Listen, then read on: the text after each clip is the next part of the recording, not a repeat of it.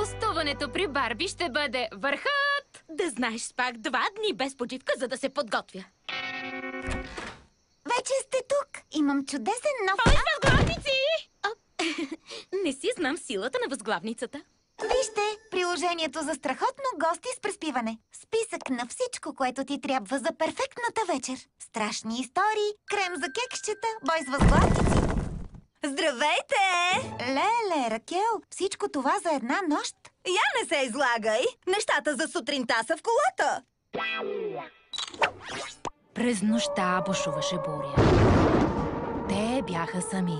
И точно тогава телефонът извъня. Ало? Какво? Часът ми при фризьора бе отменен!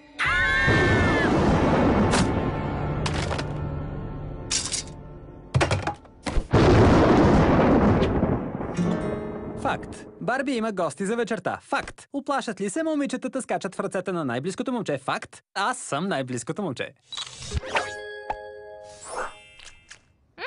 Ягода. Как изглеждаме?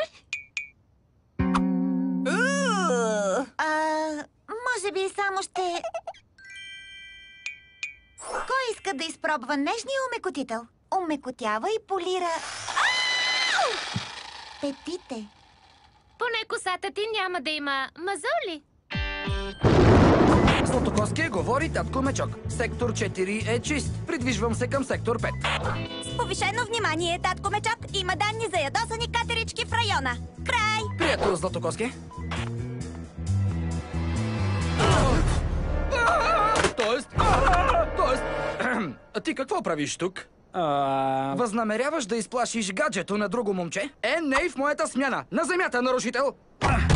Махни се от мен! Съсипа ми прическата! Не оказвай съпротива! Ти и прегелосаната ти коса сте задържани! Прегелосана?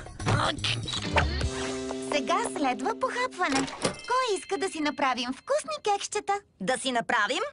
Супер! Ще има повече за нас. Чакайте, не съм казала, че няма да ги ям. Нарушение 1042. Съпротива при арест при наличие на мания по продукти за коса. Оказвам съпротива само срещу смотлю с локи-токи. За теб съм полицай с мотлю, приятел. Трябва да кажа, че твоето парти не е особено вълнуващо. Зомбита! Барби! Кен! Изплашени до смърт! Съжалявам. Ти направи вечерта ни върхът. Направо бях ужасена. Сега съм аз.